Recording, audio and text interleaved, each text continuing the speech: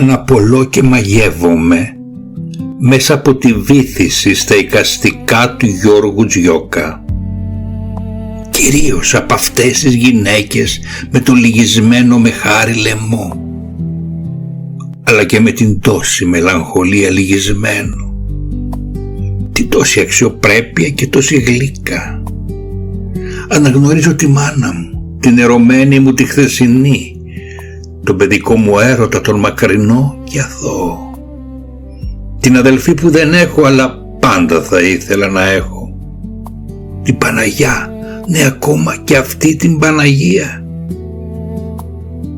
τη Μαναγή, την πάντα μελαγχολική και πληγωμένη, μα πάντοτε εδώ να δίνει, να τρέφει, να ευλογεί. Στους πίνακες του Γιώργου Τζιόκα όλο γυναίκες δίχως πρόσωπο αντικρίζω. Γυναίκες της σεμνότητας, της ταπεινότητας και της προσφοράς, της χάρης και της κομψότητας. Γυναίκες αρχέτυπα στη μνήμη της καρδιάς εντυπωμένα, που έστω κι αν από σεμνότητα τα πρόσωπά τους προσπαθούν αθέατα να μείνουν, δεν καταφέρνουν, μα ούτε και μπορούν να κρύψουν τελικά το μεταφυσικό τους μεγαλείο και την αγάπη, την βαθιά.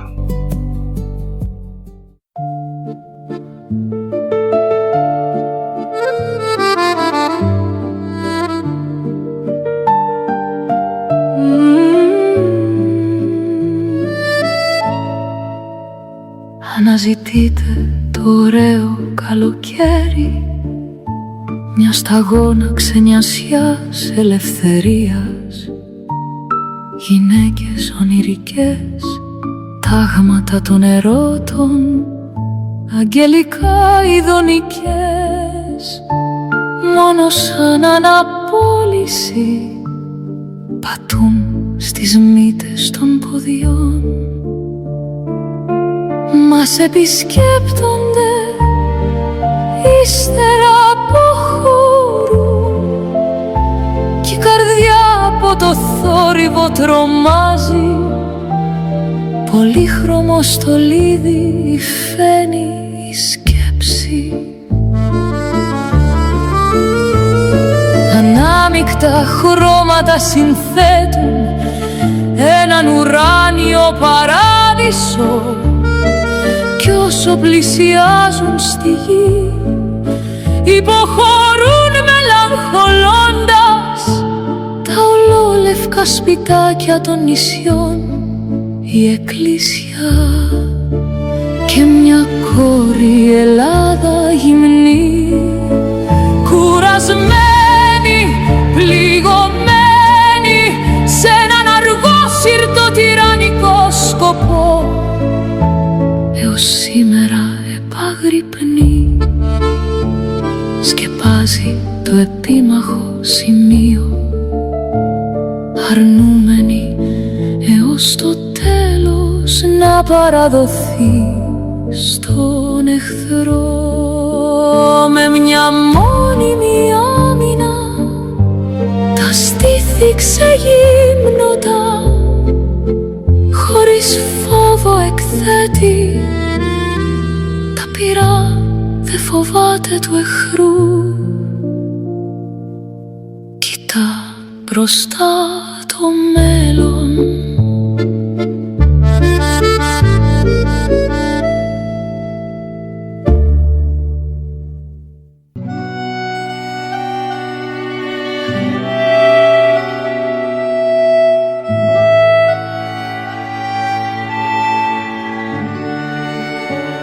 Ευτυχώς, μια πρωτοχρονιά ο πατέρας μου άλλαξε τη συνήθεια των πραγμάτων και μου έφερε από τη Σαλονίκη ένα ξύλινο τρενάκι. Ακριβή μου μνήμη που αργότερα θα είχε μια θέση στη ζωγραφική μου. Άλλωστε τότε το τρένο ήταν το μόνο μέσον φυγής που ξέραμε και ονειρευόμασταν. Κάποτε να πάμε Βόλο, Λάρισα, Καρδίτσα. Δεν θυμάμαι γιατί αυτές τις τρεις πόλεις τις βάζαμε πάντα στη σειρά. είχα γραφτεί τόσα πολλά τραγούδια με θέμα το τρένο, που ήταν πλέον κοινό σημείο αναφοράς στα όνειρά μας. Από το ρομαντικό και γεμάτο νοσταλγία πάει έφυγε το τρένο, έφυγες κι εσύ, του Μάνου Χατζηδάκη, μέχρι τα τρένα που φύγαν με τη Μοσχολιού. Ταυτίστηκε με την πρώτη γενιά μεταναστών στις υπόγειες στοές του Βελγίου και λίγο αργότερα στις φάμπρικες της Γερμανίας. Υπήρχε μεγάλη φτώχεια τότε. Η Ελλάδα ήταν φτωχή. Όλοι ήμασταν φτωχοί. Όμως εμείς δεν το καταλαβαίναμε. Μας έφτανε ένα κομμάτι ψωμί, λίγο τυρί και μια μπάλα να κλωτσάμε. Το θεωρούσαμε περίπου φυσιολογικό, αφού δεν ξέραμε ακόμα τι ήταν το παντεσπάνι. Οι μεγάλοι όμως ήξεραν και μπορεί να μας έλειπαν πολλά, όμως τα όνειρα περίσσευαν και ένας διάχυτος ρομαντισμός καθόριζε τις ζωές μας. Ερωτευμένοι πλατωνικά, άλλος με τη Φρόσο, την Άννα, την Αλεξάνδρα, ο καθένας με τον καημό του, βιαζόμασταν να μεγαλώσουμε για να τα έχουμε όλα. Νομίζαμε πως το να είσαι μεγάλος έφτανε για να τα έχεις όλα. Όμως το όνειρο για μια καλύτερη ζωή έκανε πολλούς νέους να φύγουν, ακόμη και στην Αμερική, που φάνταζε σαν μακρινός πλανήτης. Ακόμα θυμάμαι εκείνο το πρωί, νομίζω Κυριακή ήταν, που όλη η γειτονιά είχε μαζευτεί στο σπίτι της θείας Αλεξάνδρας, της γειτόνισσάς μας, άγια γυναίκα. Ο Βασίλης ο μεγάλος της γιος θα έφευγε και κανείς δεν ήξερε πότε θα ξαναγυρίσει. Μετά από ένα μήνα το Ολυμπίκ έφτασε στη Νέα Υόρκη και ήρθε η πρώτη κάρτ ποστάλ, βάλσαμο στην καρδιά της θείας Αλεξάνδρας. Σεβαστή μου μητέρα, σε 5 μέρες φτάνουμε στο λιμάνι. Είμαι καλά. Χαιρετίσματα στη γειτονιά. Ο ιός σου Βασίλης.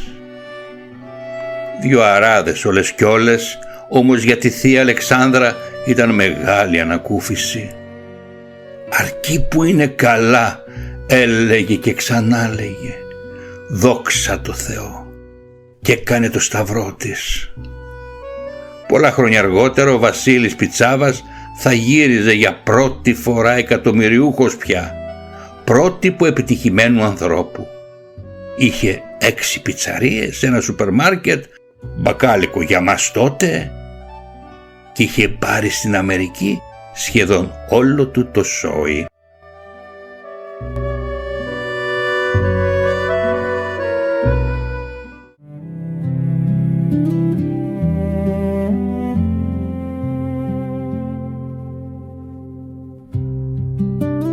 Αν θελήσεις να προσεγγίσεις λογοτεχνικά την αυτοβιογραφία του Γιώργου Τζιόκα, μην ξεκινήσεις από τις λέξεις. Δεν θα σου μιλήσουν αν δεν έχεις ήδη κοιτάξει μέσα στους πίνακες του. Αν δεν αφήσεις τα έργα του να σε διαπεράσουν. Να παραμερίσεις τον εαυτό σου όπως τον γνωρίζεις και να τον αφήσεις να καλπάσει ελεύθερος μέσα στις μορφές του εικαστικού έργου του Γιώργου Τζιόκα.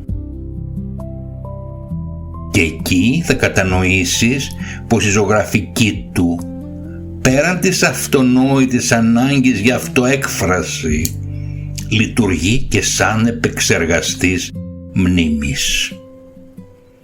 Το πινέλο γίνεται φτιάρι ανασκαφής και τα χρώματα εργαλεία εκτύπωσης των ευρημάτων, των τόσο σημαντικών και πολύτιμων για τον εικαστικό και λογοτέχνη.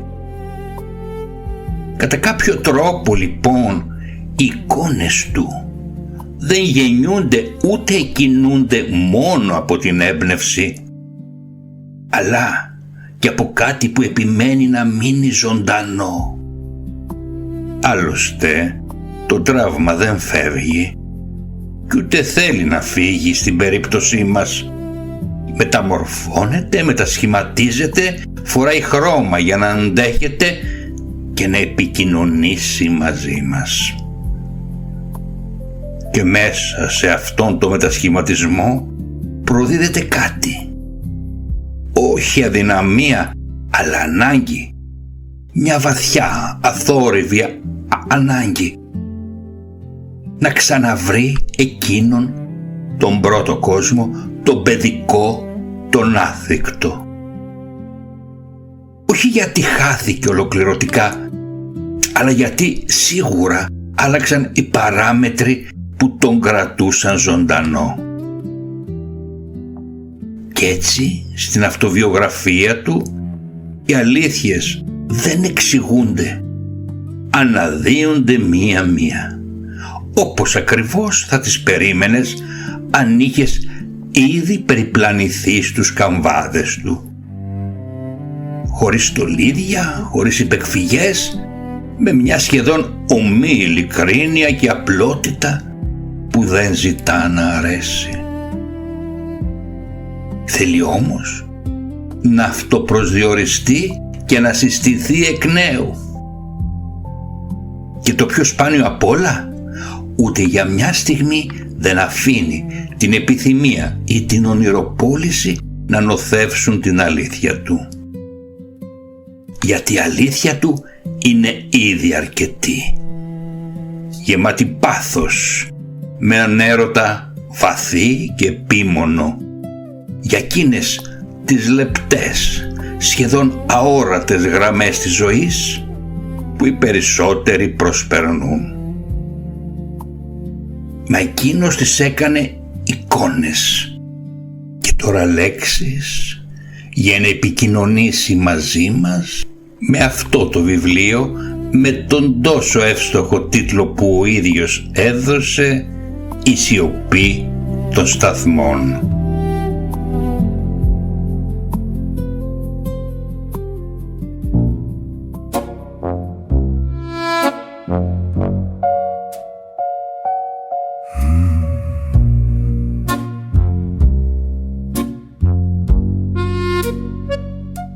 Σε θυμάμαι πάντα καλή μου, σαν ανάμνηση μιας ζεστασιάς, η παρθένα της γειτονιάς μου, η κοπέλα η αγνή λησμονιάς. Κι αν βάριναν τα βήματα στους χρόνους, η θύμηση ανταμοιβή επιλογών υπάρχει. πάλι μπρος μου ωραιότερη γυναίκα, ευλογημένη της αποκλειστικότητας, της δικής μου γέννησης, ελπίδα, αναγέννηση, χορός των σκιών.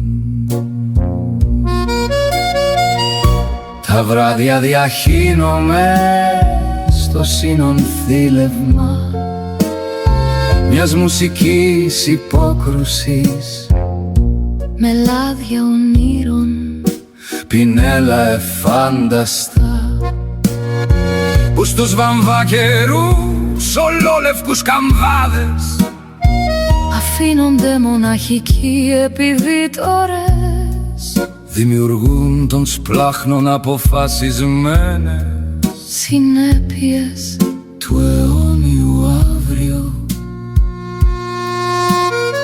Δυναμικά εισβάλλουν, δεν παίρνουν άφεση, μονοδρομούν και αφήνονται ως έκλαμψη ερωτική εξπερματώνουν τη συνέχεια, ύστερα παύση, μια αγωνία, μονοδρομή για το αύριο.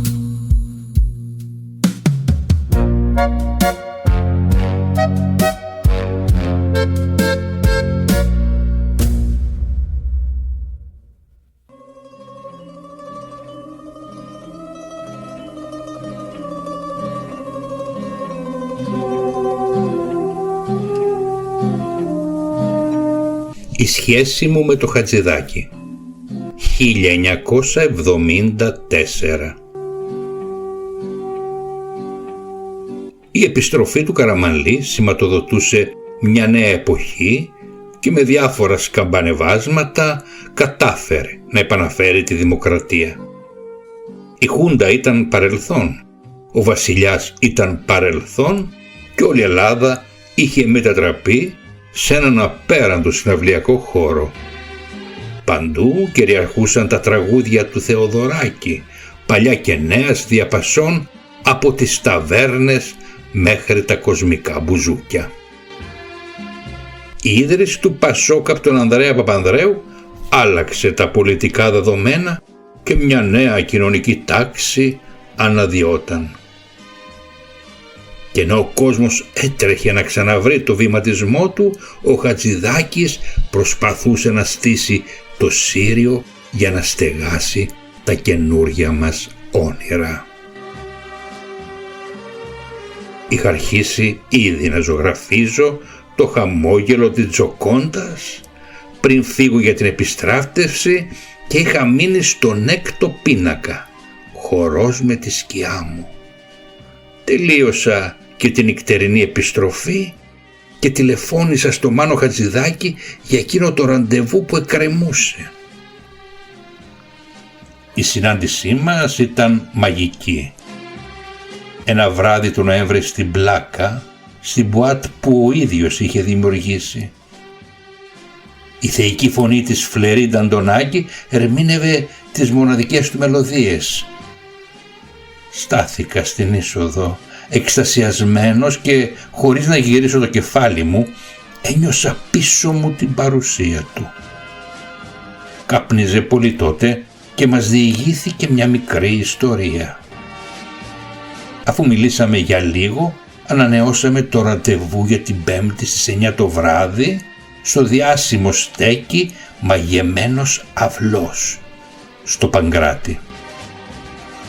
Έφτασα στην ώρα μου και μπαίνοντας μέσα με αρκετό τρακ και συστολή, αντίκρισα μια ομάδα επώνυμων καλλιτεχνών και ανάμεσά τους φυσικά ο Νίκος Γκάτσος. Χαιρέτησα αμήχανα και κάθισα δίπλα στο Χατζηδάκη. Απόρρισε και με ρώτησε πώς προέκυψε αυτή η αναγκαιότητα, νεαρέ μου. Δεν του είχε ξανασυμβεί κάτι τέτοιο. Του εξήγησα πως από την εποχή του Κυραντώνη, μαθητής του γυμνασίου ακόμα, ένιωθα εκείνη τη σχεδόν ερωτική διάθεση για τη μουσική του, χατζηδακικός μέχρι το τελευταίο κύτταρο, για να εισπράξω το πιο φιλάρεσκο χαμόγελο της ζωής μου. Μετά από λίγη ώρα έγραψε πάνω σε ένα χαρτί μεταξύ άλλων: «Είναι περίεργο πως ο Γιώργος Τζιόκας κατάφερε να μεταδώσει πολλά στοιχεία της Τζοκόντας μου στα έργα του». Έφυγα από το μαγαζί με μια ιδιόχειρη αφιέρωση στην τσέπη μου και σοφότερος ύστερα από τη συνάντησή μας, πανευτυχής, γύρισα στο ατελιέ μου πετώντας: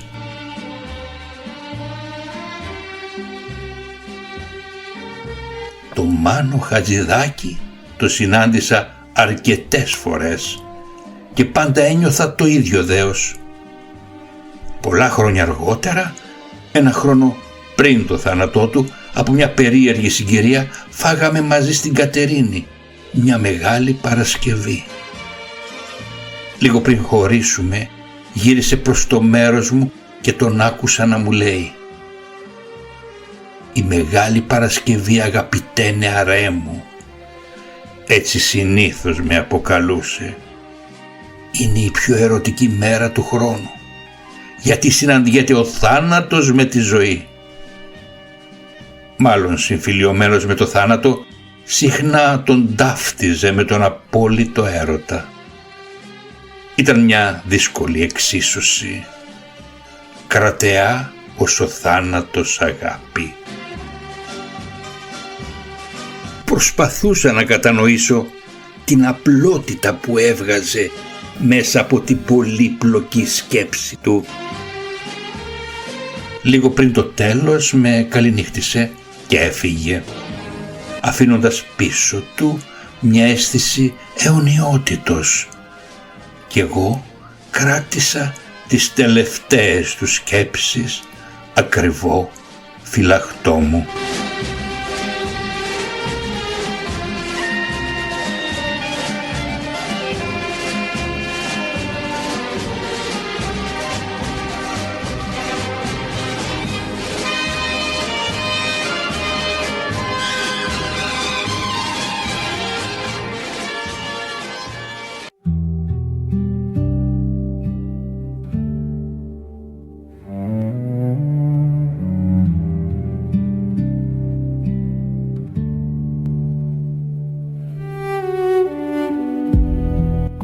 Θα ανέμενε κανείς, διαβάζοντας τους σταθμούς της σιωπής, το πρώτο και μοναδικό μέχρι στιγμής λογοτεχνικό έργο του Γιώργου Τζιόκα, όπως κυκλοφόρησε από τις εκδόσεις Δίφωνο, μια κάποια συστολή, μια διστακτικότητα, μια ένδειξη πρωτοεμφανιζόμενης γραφής. Κι όμως κάτι τέτοιο δεν συναντάται πουθενά. Αντιθέτως, ο αναγνώστης έρχεται απέναντι σε μια γραφή που χαρακτηρίζεται από ένα ιδιότυπο συγγραφικό θάρρος. Θα έλεγε κανείς σχεδόν θράσος. Ο Τζιόκας εκφράζει τα νοήματά του με καθαρή φωνή, χωρίς να καταφεύγει σε υπεκφυγές, χωρίς να κρύβεται πίσω από τους γνώριμους λογοτεχνικούς υπενιγμούς ή τις ασφαλείς ασάφειες που συχνά λειτουργούν ως καταφύγιο. Αυτή η στάση αρχικά γεννά ερωτήματα. Πώς είναι δυνατόν μια πρώτη εμφάνιση να φέρει τέτοια ωριμότητα? Ως παλαιός άνθρωπος του λόγου δεν μπορώ παρά να σταθώ σε αυτό το προβληματισμό. Μέχρι τη στιγμή που αντιλαμβάνομαι πως η εμπειρία αυτή δεν είναι επιφανειακή ούτε τυχαία. Πρόκειται για μια εμπειρία που έχει ήδη διανυθεί, όχι όμως πάνω στο χαρτί, αλλά πολύ πριν από αυτό. Στη σιωπηλή άσκηση του νου, στην εσωτερική διαδρομή της ψυχής. Ο Τζιόκας έχει ήδη γράψει πολύ πριν γράψει, έχει ήδη αφηγηθεί πολύ πριν διατυπώσει. Και το έχει πράξει με τον τρόπο που γνωρίζει καλύτερα, μέσα από την εικαστική του πορεία. Κάθε έργο του, κάθε εικόνα, κάθε σύνθεση υπήρξε μια άτυπη μορφή γραφής. Ένα είδος σιωπηλού λόγου που ορίμαζε αθόρυβα μέχρι να βρει τη στιγμή της εξωτερήκευσής του. Έτσι, όταν τελικά αποφασίζει να περάσει από το καμβά στο χαρτί, δεν ξεκινά από την αρχή, απλά συνεχίζει, απλώς αλλάζει το μέσο, και αυτό ακριβώς είναι που καθιστά το έργο του ξεχωριστό. Δεν πρόκειται για μια πρώτη απόπειρα τελικά, αλλά για μια ωριμή μετάβαση από την εικόνα στο λόγο. Από το κοίταγμα, το βλέμμα στη φωνή. Εμείς ως αναγνώστες γινόμαστε μάρτυρες αυτής της μετάβασης, κάτι σαν συμμέτοχοι. Είμαστε από εκείνους τους τυχερούς που καλούνται να διανύσουν ένα ταξίδι όχι μόνο ανάγνωσης αλλά και εσωτερικής δημιουργίας. Ένα ταξίδι όπου η εικαστική σκέψη μεταφέρεται στο λόγο και από εκεί επιστρέφει ξανά στον αναγνώστη ως προσωπικός συνειρμός. Και ίσως ποιος μπορεί, αγαπητοί, να το αποκλείσει, αυτοί οι συνειρμοί να αναζητήσουν με τη σειρά τους διέξοδο, να αποτυπωθούν εκ νέου είτε στο χαρτί είτε στο δικό μας αθέατο καμβά, στο καμβά της ίδιας μας της ζωής. Κάπως έτσι άλλωστε συνέβη και με την εξαιρετική λογοτέχνηδα Γιώτα Τσαρτεκίδου.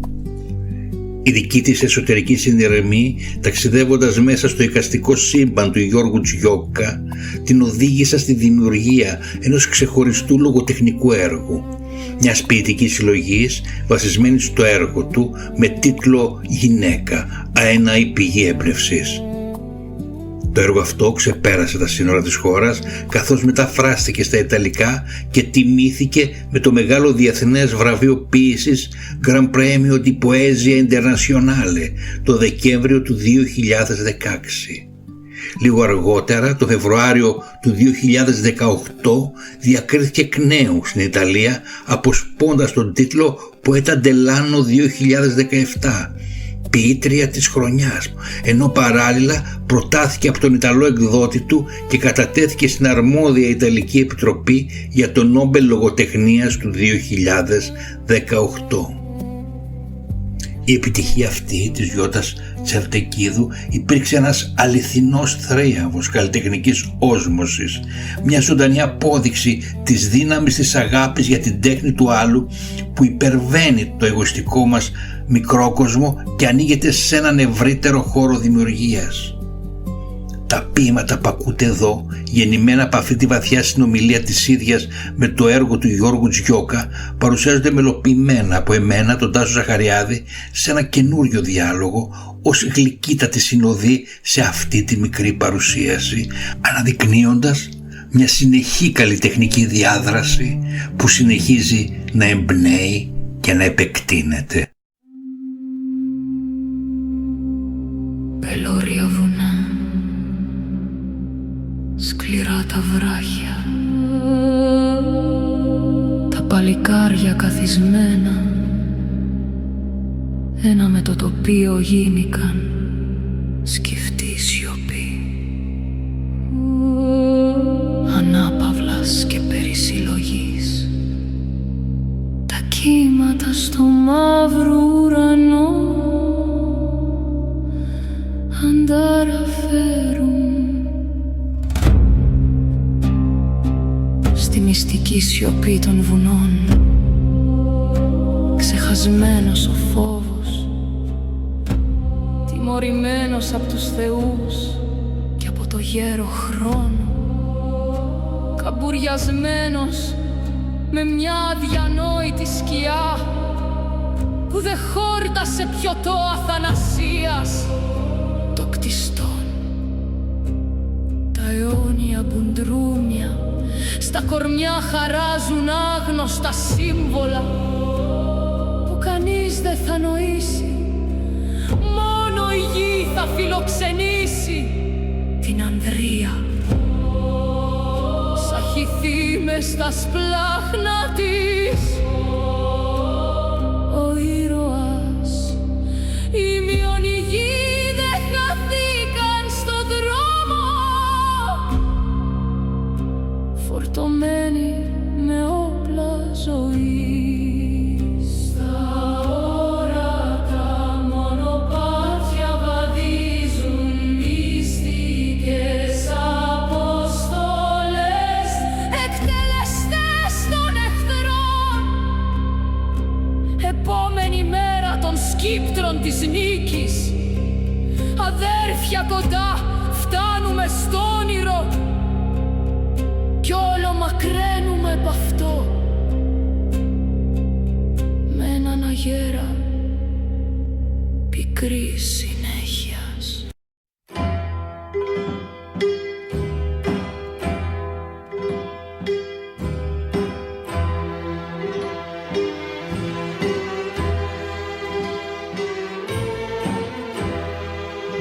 Η γνωριμία μου με τον Ελίτη.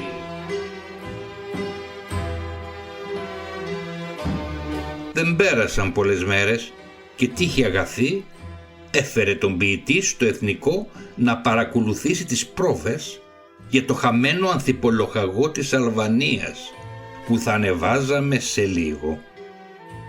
Δεν είχα την ευκαιρία να τον γνωρίσω εκείνη την ημέρα, όμως ήμουν αποφασισμένος να το συναντήσω με κάθε τρόπο.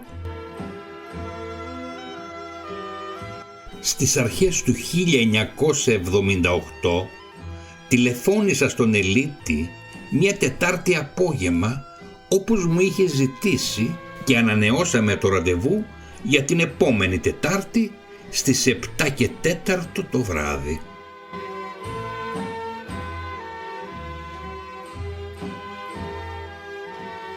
Με τα σχέδια υπομάλης, άπειρες σκέψεις και ερωτήσεις που ήθελα να κάνω, έφτασα στην ώρα μου στη Σκουφά 23 στο Κολονάκι.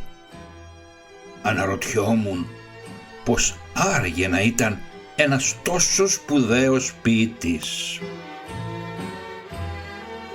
Πώς θα μ' αντιμετώπιζε έναν άγνωστο νεαρό και τι να πει σε ένα τέταρτο που ήταν το αρχικό κάλεσμα. Από τον τρόπο που με υποδέχτηκε κατάλαβα πως είχα την αποδοχή του. Ηρέμησα και το 1/4 έγινε 3 ώρες και 20 λεπτά. Καπνίζαμε κι οι δύο εκείνη την εποχή και με ρώτησε αν θέλω καφέ. Ένας ελληνικός από τα χέρια του ποιητή ήταν το καλύτερο δώρο. Μιλήσαμε επί παντός επιστητού και αναλύσαμε τις κρυφές πτυχές του άξιον εστί. Μετά περάσαμε στο Λόρκα και σε κάποιες εκμυστηρεύσεις για το Χατζηδάκι, το Μόραλι, τον Γκίκα και διαφόρους άλλους επώνυμους. Μόνο για το Χατζηδάκι εξέφρασε το θαυμασμό και την αγάπη του και είχε κάτι να πει. Για τους άλλους είχε αρκετές επιφυλάξεις. Μάλιστα με τον Γκίκα είχε και κάποια θέματα. Ο Μόραλης του είχε υποσχεθεί πως θα ζωγράφιζε το άξιον εστί και μόνο υπόσχεση είχε μείνει.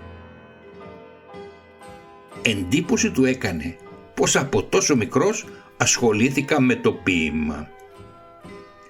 Είχαμε ένα σπουδαίο φιλόλογο, τον Αθανασιάδη, χάρη στον οποίο εγώ τουλάχιστον μπόρεσα να το κατανοήσω. Το εξήγησα. Ήταν πολύ δύσκολο την εποχή εκείνη να το καταλάβουμε. Δεν νοούνταν ποίηση χωρίς ομοιοκαταληξία. Εγώ όμως ένιωθα τα κρυφά νοήματα. «Θα τα καταφέρεις?» με ρώτησε με κάποια ψήγματα αμφιβολίας αλλά και επιθυμίας. Έτσι μου φάνηκε. «Δεν είσαι πολύ νέος για να τα καταφέρεις?» αναρωτήθηκε. «Μα ακριβώς, κύριε Ελίτη, επειδή είμαι νέος», του απάντησα. «Γι' αυτό και θα τα καταφέρω. Δεν βιάζομαι, έχω όλο το χρόνο μπροστά μου. Και αν δεν τα καταφέρω, τουλάχιστον θα έχω προσπαθήσει». Εξέφρασα την άποψη πως το άξιον εστί θα μπορούσε να είναι το Ευαγγέλιο της ζωής, αφού άρχιζε μια ημέρα μετά τη γέννησή μας. Στην αρχή το φως και η ώρα η πρώτη. Και συμφώνησε. Με έκπληξη μου είπε πως και ο μεταφραστής του στη Σουηδία είχε την ίδια ακριβώς άποψη με μένα. Ίσως γι' αυτό να με εμπιστεύτηκε. Του μίλησα για την αθέατη πλευρά και τη σκηνογραφία που κρύβει μέσα του το άξιον εστί. Και από το είδος των ερωτήσεων που μου έκανε, κατάλαβα πως ήδη είχε αποφασίσει. Γνώριζε πολύ καλά τη δύναμη του έργου του. Γιατί δεν ήταν απλώς ένας ποιητής. Για μένα ήταν ο ποιητής. Δεν ξέρω αν το πάθος για το Λόρκα που είχαμε και οι δύο και η ταύτιση των απόψεών μας σε πολλά θέματα σηματοδοτούσε κάτι ή ήταν μια απλή σύμπτωση. Μετά από 3 ώρες σχεδόν φτάσαμε στο τέλος μιας μοναδικής βραδιάς. Με τον ερχομό της κοπέλας που εκπροσωπούσε την εποχή εκείνη τη Μαρία Νεφέλη, το καινούριο έργο που έγραφε τότε ο Ελίτης. Λίγο πριν τον καληνυχτήσω, παρουσία της Νεφέλης, με έκπληξη τον άκουσα να μου λέει: «Είσαι ο μόνος που κατάφερε να πιάσει την πεμπτουσία της σκέψης μου». Με αυτή την μοναδική παρακαταθήκη γύρισα στο ατελιέ μου πετώντας. Κι ήταν σαν να έκανα άλμα στο χρόνο.